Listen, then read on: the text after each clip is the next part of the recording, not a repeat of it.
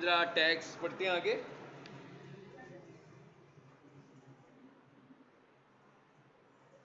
Notepad की बात की थी तो ये मैंने नोटपैड खोल लिया, आप सबने भी आई होप के इंस्टॉल कर लिया होगा। और स्टूडेंट्स आप लोगों ने बोलना नहीं है, अगर बोलना है तो फिर लैब में जाके मेरा वेट लेना। अगर यहाँ पर आराम से बैठ के कर सकते हो तो मैंने क्लास लेनी है ना, तो पंखे की आवाज भी आ रही है, मेरी भी होगी आपकी होगी, तो फिर समझ में कुछ नहीं आएगा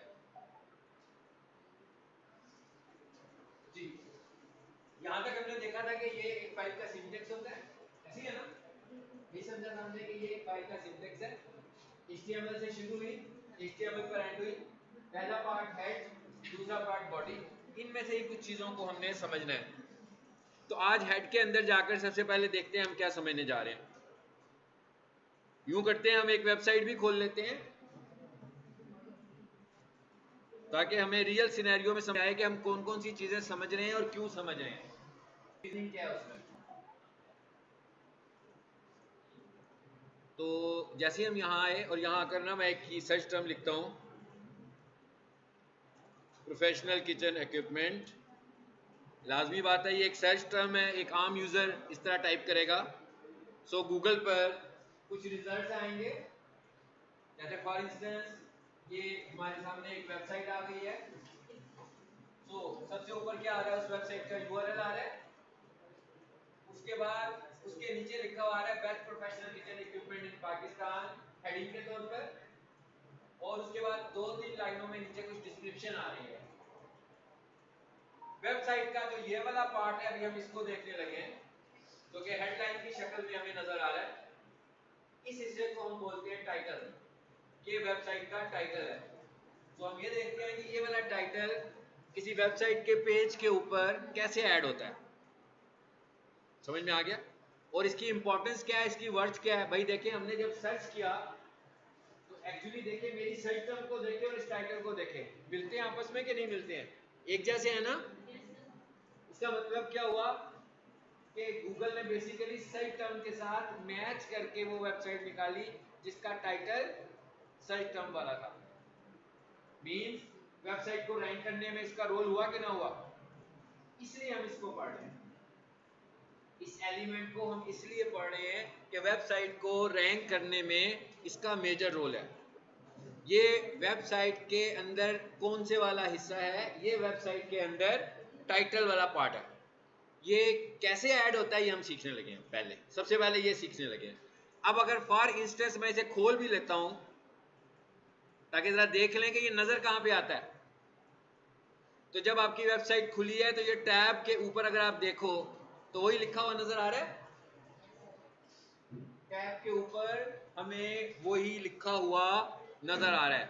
ऐसे ही है, वापस चले जाते हैं पीछे। यानी अब हमें पता लग गया है कि ये क्या है, सर्च रिजल्ट में कहां नजर आता है, और जब कोई वेबसाइट खुल जाती है तो तब ये कहां पे नजर आता है। यानी अब ये खुल गई है तो इसका मतलब है कि अभी भी पेज के अंदर नजर नहीं आ रहा, ये पेज के कंटेंट में नजर नहीं आ रहा, ये वेबसाइट का कंटेंट नहीं है, बल्कि ये टैब के ऊपर लिखा हुआ नजर आ रहा है। और ये सबसे मेन वेक्टर है एसईओ करने की। जरा देखते हैं कि ये कैसे लिखा जाता है। सबसे पहली चीज आपने याद रखनी है कि ये जो लिखा जा रहा है ये किसका हिस्सा है? ये हेड का पार्ट है। यानी ये जो टाइटल हम लिख रहे हैं ये कौन से हिस्से में लिखा जाता है? हेड में लिखा जाता है। और इसको लिखने के लिए जो हम टैग इस्तेमाल करते हैं HTML का, जैसे HTML का टैग है बॉडी, हेड, इसी तरह हेड को, टाइटल को लिखने के लिए जो HTML का टैग हम इस्तेमाल करते हैं दैट इज टाइटल, यानी उसका नाम ही क्या है? टाइटल है। कोई भी HTML टैग आप देख रहे हैं कैसे लिखा हुआ है, हमने लेस देन और ग्रेटर देन के अंदर लिखा हुआ है। इसका मतलब क्या हुआ कि ये भी हम लेसर देन और ग्रेटर देन के अंदर ही लिखेंगे। और ये किस जगह पे लिखेंगे, इसकी लोकेशन क्या है? हेड वाला पार्ट। अगर हम देखें तो हमारे पास दो पार्ट हैं जो हमें नजर आ रहे हैं, एक हेड का पार्ट और एक बॉडी का पार्ट। लेकिन टाइटल आपने किस हिस्से में लिखना है? बॉडी में नहीं लिखना, क्योंकि ये बॉडी में नजर ही नहीं आ रहा। बॉडी में तो नजर नहीं आया ना, वेबसाइट के हिस्से में नजर नहीं आया, बल्कि ये तो ऊपर वाले हिस्से में नजर आया। इसलिए हम इसको हेड वाले हिस्से में लिखते हैं। तो मैं लिखता हूं, ये लिख दिया। प्रीवियस क्लास में हमने ये भी पढ़ा था कि हर टैग का एक एंड होता है, पढ़ा था ना प्रीवियस क्लास में, हमने ये भी पढ़ा था कि हर स्टार्टिंग टैग का एक एंडिंग टैग होता है, और वो कैसे लगता है, स्लैश के साथ। तो इसका मतलब हुआ, इसको मैं एंड भी कर लूं पहले, ये स्लैश लगाया और ये फिर टाइटल लिख दिया। अभी तक मैंने इसके बीच में कोई टाइटल मैसेज नहीं दिया, अभी तक इसके बीच में हमने कोई टाइटल नहीं लिखा, अभी तो हम सिर्फ ये देख रहे हैं कि लिखना कैसे है। अब जरा देखते हैं कि टाइटल कैसे लिखना है।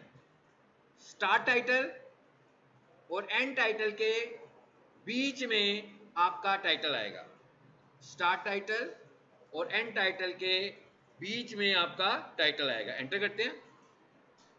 मिसाल के तौर पर हम कहते हैं भाई हमारा जो टाइटल है वो है best computer college in Lahore.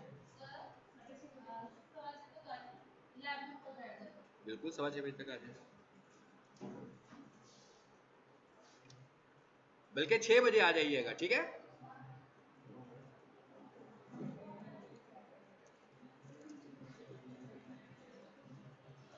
ले जी, मैंने टाइटल भी लिख दिया, मैंने लिखा best computer college in Lahore, तो ये मैंने टाइटल लिख दिया। आपको पता लग रहा होगा कि हम चाहते क्या हैं, हम चाहते ये हैं कि भाई जब भी कोई ये लिखे तो हमारी वेबसाइट ऊपर आ जाए, यही चाह रहे हैं ना। टाइटल कितना बड़ा हो सकता है, टाइटल कितना बड़ा होना चाहिए, टाइटल गूगल के मुताबिक मैक्सिमम 60 कैरेक्टर्स का होना चाहिए। यानी हम इस टाइटल को कितने कैरेक्टर्स में लिख सकते हैं, ज्यादा से ज्यादा 60 कैरेक्टर।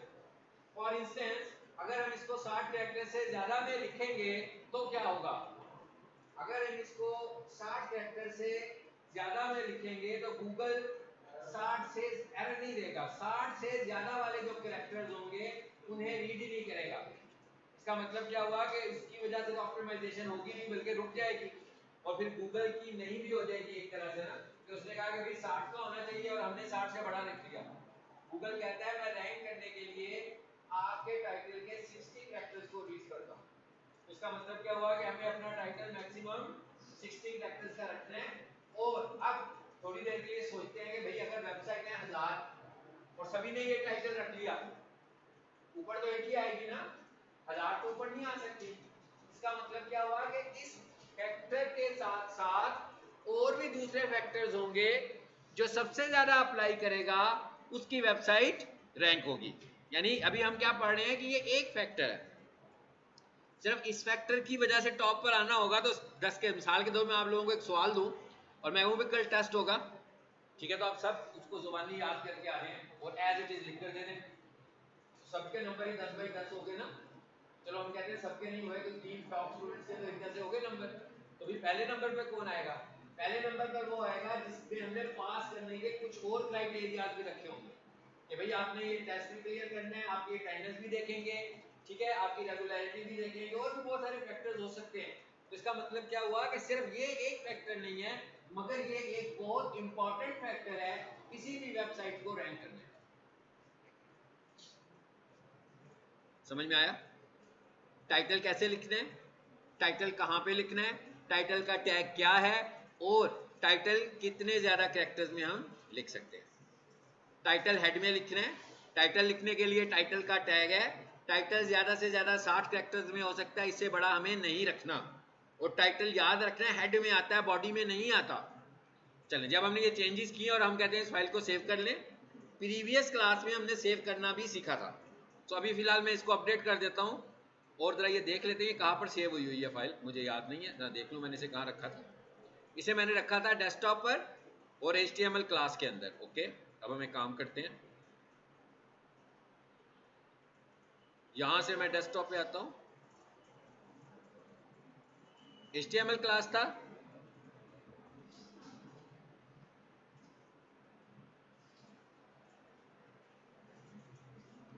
जी फाइल आ गई यहां पर जो भी हमने सेव किया है। प्रीवियस में हमने इसका नाम मेन स्ट्रक्चर रखा था, लिंक क्या है,